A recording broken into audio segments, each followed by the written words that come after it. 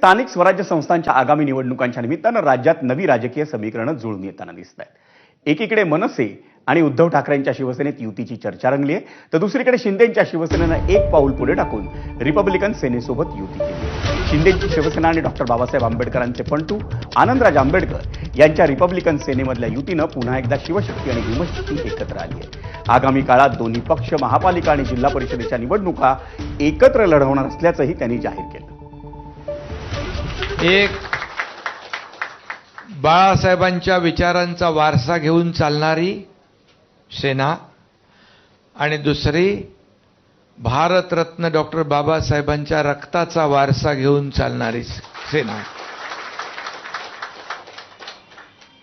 आणि म्हणून आमचं एकदम चांगलं जमेल।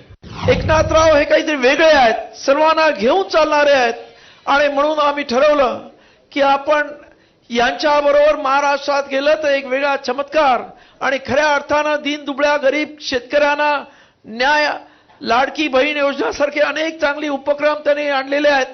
त्यामुळं आम्ही त्यांच्याबरोबर आलेलो आहोत आणि त्यांचं मला याच्या पुढे पूर्ण खात्री आहे की कुठलीही अटी न टाकता आम्ही त्यांच्याबरोबर जायचं ठरवलंय।